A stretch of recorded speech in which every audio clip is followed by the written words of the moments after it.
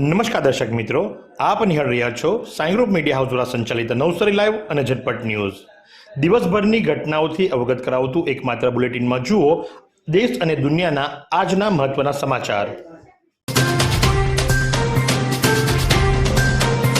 સુરતમાં બનેલી ઘટના નવસારી મહાનગરપાલિકાના નવા ભવનના નિર્માણ વખતે પ્રિન્સ એવન્યુ અને ખુશી વિલાના રહીશો સાથે ન ઘટે એ માટે કરી વોર્ડ નંબર 13 બેબીના પાર્કની સામે આવેલા આ બે એપાર્ટમેન્ટ ધારકોએ આજે મહાનગરપાલિકા ખાતે ડેપ્યુટી કમિશનરને મળી અને રજૂઆત કરી, કારણ કે મહાનગરપાલિકાના ભવનનું જે નિર્માણ નવું થઈ રહ્યું છે એમાં જે ખોદકામની પ્રક્રિયા હાથ ધરવામાં આવી છે એને લઈ અને ખુશી વિલા અને પ્રિન્સ એવન્યુના રહીશોની અંદર ભયનો માહોલ છે, કારણ કે એમના મકાનો દિવાલમાં તિરાડ પડવા માંડી છે, પાર્કિંગની અંદર તિરાડ પડવા માંડી છે. એમની દિવાલ ધસી ન પડે માટે કરી રજૂઆત કરવામાં આવી તો સામે ડેપ્યુટી કમિશનર જયુ વસાવાએ હૈયાધરા પણ આપી.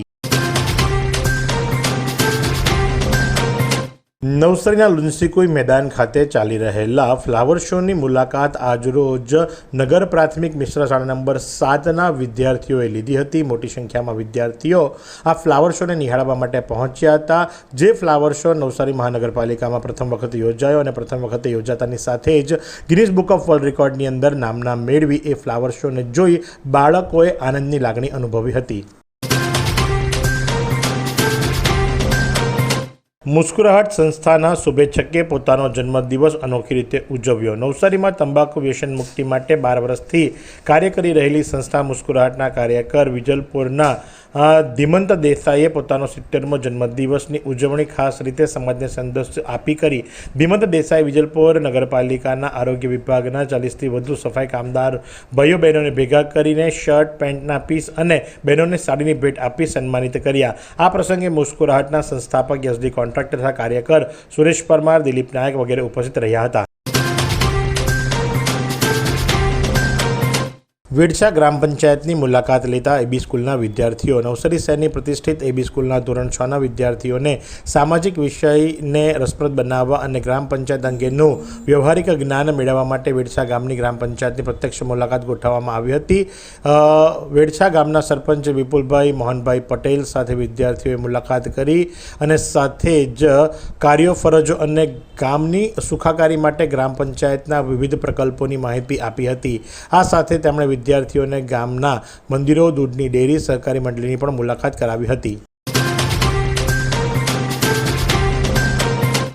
નવસારી એલસીબી પોલીસે કુલ્લે 2,72,400ના દારૂ મુદ્દામાલ સહિત 5,27,400ના મુદ્દામાલ સાથે એક આરોપીને પકડી પાડ્યો છે તો એકને વોન્ટેડ જાહેર કરવામાં આવ્યો છે અને આ રીતે પ્રોહિબિશનનો ગણનાપાત્ર કેસો શોધી કાઢ્યો છે. દારૂબંધી ઉપર કડકાઈથી અમલ કરવાના હેતુથી આતલિયા નજીક વોચ ગોઠવવામાં આવી હતી અને એ દરમિયાન રીડ્સ કાર કે જેનો નંબર છે GJ15CA7182ની અંદર દારૂ લઈ જવાતો હતો અને એ દારૂ લઈ જનાર મનોહરસિંહ નેન્સી પન્નાસિંહ રાવત જે 35 વર્ષીય છે એની ધરપકડ કરવામાં આવી છે તો સાથે જ ધર્મેશ ફૂલચંદ પ્રજાપતિને વોન્ટેડ જાહેર કરવામાં આવ્યો છે. નવસારી એલસીબી પોલીસે સુરત શહેરના પૂણા પોલીસ સ્ટેશનમાં 2021માં એનડીપીએસના ગુનાની અંદર લાજપોર જેલની અંદર વચગાળાના જામીન ઉપરથી ભાગી છૂટેલા આરોપીને રાજસ્થાનના ચિત્તોડથી ઝડપી પાડ્યો છે. જી હા, નવસારી એલસીબી પોલીસ પહોંચી રાજસ્થાન અને રાજસ્થાનના ચિત્તોડથી બોન્જુદા ખાતેથી આ આરોપીને ઝડપી પાડવામાં આવ્યો છે, જેની ઉપર એનડીપીએસનો ગુનો હતો અને જે સજા કાપતો હતો લાજપોર મધ્યસ્થ જેલની અંદર એને ઝડપી પાડવામાં આવ્યો છે અને સાથે જ એનો કેબિન નંબર 1090/23 ગોપાલરામ રતનલાલ ભગીરથીજી શર્મા કે જે મૂળ રાજસ્થાનનો જ રહેવાસી છે અને એના ગામમાંથી ઝડપી લાવી છે.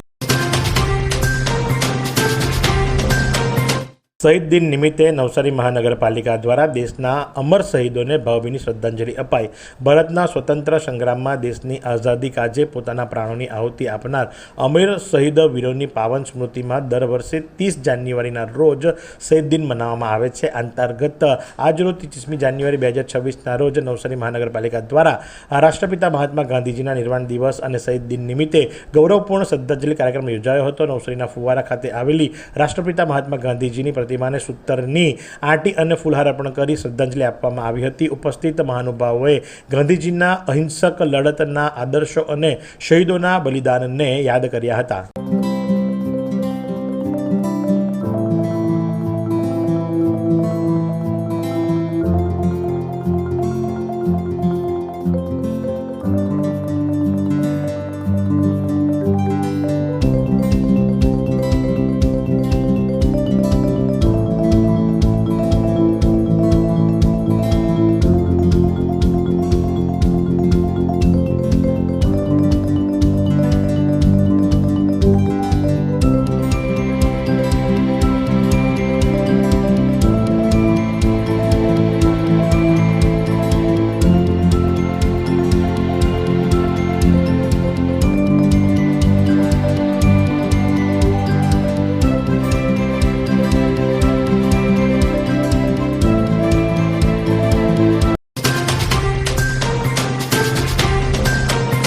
નવસારી જિલ્લા ભાજપ દ્વારા વીબીજી રામજી યોજના અંગે વિશેષ કાર્યશાળા યોજાઈ.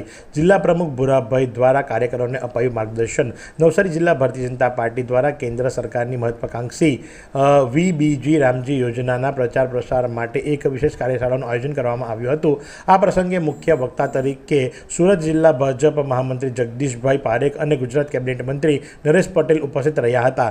કાર્યશાળામાં જગદીશભાઈ પારેખે યોજનાના ટેકનિકલ પાસાઓ અને અમલીકરણ વિશે સમજૂતી આપતા જણાવ્યું હતું કે છેવાડાના માનવી સુધી વિકાસના ફળ પહોંચાડવા માટે કાર્ય સેતુ બનવું પડશે. જલાલપોરની મહુવર પ્રાથમિક શાળાના દ્વારે તાંત્રિક વિધિથી ફફડાટ. શિક્ષણ ધામમાં અંધશ્રદ્ધાના ખેલથી ગ્રામજનોમાં ભારે રોષ. મુખ્ય ગેટ પાસે લીંબુ, નારિયેળ અને બંગડીઓ મળી આવતા ચકચાર. પ્રિન્સિપલે સીસીટીવી તપાસી અને પોલીસ ફરિયાદ કરવાની તજવીજ હાથ ધરી. જ્યારે એક તરફ દેશ ટેકનોલોજી અને વિજ્ઞાન તરફ હરણફાળ ભરી રહ્યું છે તો ત્યારે જલાલપોર તાલુકાની મહુવર પ્રાથમિક શાળામાં અંધશ્રદ્ધાનો એક ચોંકાવનારો કિસ્સો સામે આવ્યો છે. શાળાના મુખ્ય પ્રવેશ દ્વાર પાસે શંકાસ્પદ તાંત્રિક સામગ્રી મળી આવતા સમગ્ર પંથકમાં ભય અને રોષનું વાતાવરણ જોવા મળી રહ્યું છે. નવસારી એલસીબી પોલીસે કુલ્લે 2,56,320નો દારૂ મુદ્દામાલ સહિત 5,11,320નો મુદ્દામાલ ઝડપી પાડી પ્રોહિબિશનનો ગણનાપાત્ર કેસ કર્યો છે. પોલીસને બાતમી મળી હતી તે પ્રમાણે એ લોકો વોચની અંદર હતા. નેશનલ હાઈવે નંબર 48 ઉપર વોચ દરમિયાન એમને એક I-20 કાર જે ખરી એની અંદર સગ જતા એને અટકાવવાનો પ્રયાસ કર્યો હતો. જોકે I-20ના ચાલકે ગાડી ત્યાંથી ભગાવી હતી અને ભગાવવા એ ગાડી અફડાઈ હતી અને અફડાયા બાદ એક્સિડન્ટ થયા બાદ ચાલક જે ખરો ગાડી સ્થળ પર જ મૂકી અને ફરાર થઈ ચૂક્યો હતો. જો કે ત્યાં પહોંચી પોલીસે તપાસ કરતાં ગાડીનો નંબર પણ ખોટો હતો, કારણ કે ગાડી પર લગાવેલો નંબર જે ખરો એ MH43AJ 9994 અને જેનો સાચો રજિસ્ટર્ડ નંબર હતો GJ05CR 3826. આ પ્રમાણે વ્હાઇટ કલરની I-20 કાર ચાલકની વિરુદ્ધ ગુનો નોંધવામાં આવ્યો છે અને વોન્ટેડ જાહેર કરવામાં આવ્યો છે. ચીખલીના કુકેરી વિસ્તારમાં બાઇક અને ટેમ્પો વચ્ચે સર્જાયેલા અકસ્માતમાં બાઇક સવાર યુવકનું ઘટના સ્થળ પર જ મોત નીપજ્યું. વાંસદા તાલુકાના વાંદરવેલ સડક ફળિયા ખાતે રહેતા હિરલ રમણ પટેલ કે જે 26 વર્ષીય હતા, જે તાજેતરમાં જ નવી લીધેલ સ્પ્લેન્ડર મોટરસાઇકલ લઈ ગુરુવારની સવારના સમયે સુરખાઈ સ્થિત પેટ્રોલ પંપ પર જઈ રહ્યા હતા. દરમિયાન દોણજા નવાનગર પાસે વાંદરવેલથી સુરખાઈ જતા રોડ ઉપર પૂરપાટ ઝડપે હંકારી આવેલ ટાટા ઇસ્ટા V20 ટેમ્પો કે જેનો નંબર છે GJ21Y 6007ના ચાલકે મોટરસાઇકલ સાથે અકસ્માત સર્જતા મોટરસાઇકલ સવારનું ઘટના સ્થળે જ મોત નીપજ્યું હતું. ચીખલીના રાનકુવા ધોરીમાર્ગ ઉપર રસ્તાની બાજુમાં વિશાળ માત્રામાં ધોરીમાર્ગની એ હદની અંદર કચરાનો ઢગલો જોવા મળી રહ્યો છે, ગંદકીનું સામ્રાજ્ય જોવા મળી રહ્યું છે અને આ સ્વચ્છતા અભિયાનના ધજાગરા ઉડાવી રહ્યા હોય તેવા સબૂત પોકારી રહ્યા છે.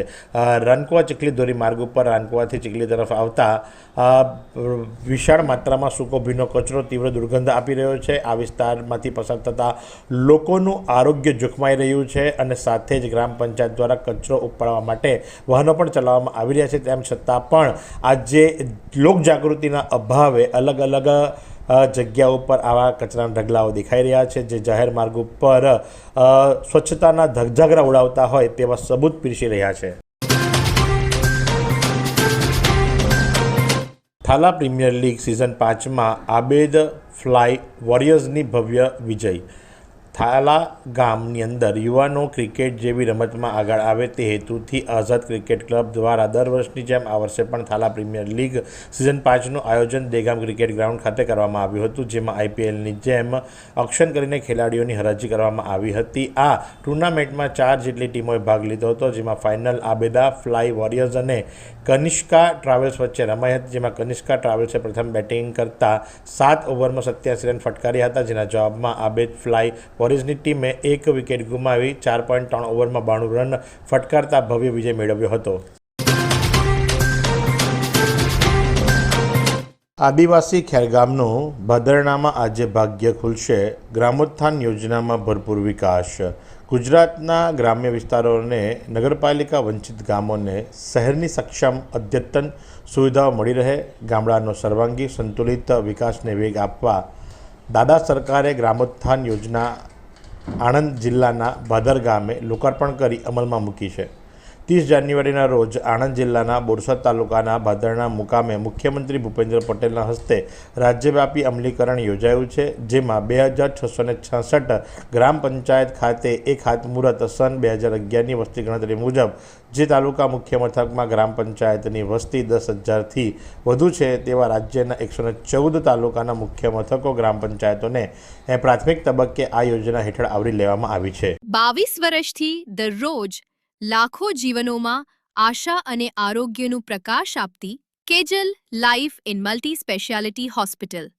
અદ્યતન સુવિધા સાથેની હોસ્પિટલ, અનુભવી ડોક્ટરો અને ટેકનોલોજી સહિત ઓપરેશન થિયેટર્સ, આઈસીયુ અને એનઆઈસીયુ વિભાગ, 24 કલાક ચાલતી ઇમરજન્સી સર્વિસીસ, મેડિકલ સ્ટોર અને લેબોરેટરીની સુવિધા પણ ઉપલબ્ધ છે.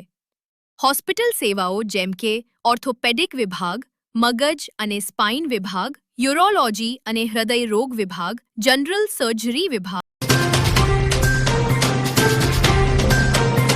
બેગામ ગામે રાત્રિના સમયે 2 ઈસમોએ મોઢે રૂમાલ બાંધી ગેરેજમાં કામ કરતા શખ્સને ચપ્પુ વડે હુમલો કરી જાનથી મારી નાખવાનો પ્રયાસ કરવાના ગુનામાં પોલીસે 2 શખ્સોની ધરપકડ કરી વધુ તપાસ હાથ ધરી છે. જોકે ઉપરોક્ત બનાવ અંગે ચીખલી પોલીસે અમિત હરિજનની ફરિયાદના આધારે ગુનો નોંધી ટેકનિકલ સોર્સ અને સીસીટીવી કેમેરા ચકાસી બંને ઈસમો, જેમાં સૂરજ રામ સંબંધ બચ્છુ ચામર અને અમન રામ ભવન પ્રસાદ સંતરાજ ચામર બંને રહે સમરોલી ક્રિકેટ ગ્રાઉન્ડ સામે રાજુ પટેલના ગેરેજ કમ્પાઉન્ડમાં અને મૂળ રહેવાસી એવો ઉત્તર પ્રદેશનાને ગુરુવારની બપોરના સમયે ચીખલી ઓવરબ્રિજ વિસ્તારમાંથી ઝડપી પાડ્યા હતા અને પૂછપરછમાં ઉપરોક્ત ઇજાગ્રસ્ત અમિત હરિજનને રૂપિયાની લેતી દેતીમાં ચપ્પુ વડે હુમલો કર્યો હોવાનું જણાવ્યું હતું. વધુ પૂછપરછ ચીખલી પોલીસના પીઆઈ ડીએસ કોરાટ કરી રહ્યા છે. મટવાડ હાઈવે ઉપર ડમ્પર ચાલક અને લક્ઝરી બસ વચ્ચે અકસ્માત. નેશનલ હાઈવે નંબર 48 ઉપર મટવાડ ગામ પાસે લક્ઝરી બસ ચાલક જે ખરો એ કારને બચાવવા જતાં પાછળથી પૂરપાટ ઝડપે આવતી GJ5CU 5704ના ચાલકે લક્ઝરી બસને એવી રીતે ટક્કર મારી હતી કે તે સીધી બાજુમાં હોટલ આવી હતી અને ત્યાં જે ચાલી લહેરી હતી એમાં જઈને અફળાઈ હતી અને એન્ટ્રી ગેટમાં અથડાતા ડમ્પર ચાલકનો કેબિનમાં જ ફસાઈ જવા સાથે અકસ્માત સર્જાયો હતો અને જેને ભારે જહેમત બાદ બહાર કાઢવામાં આવ્યો હતો.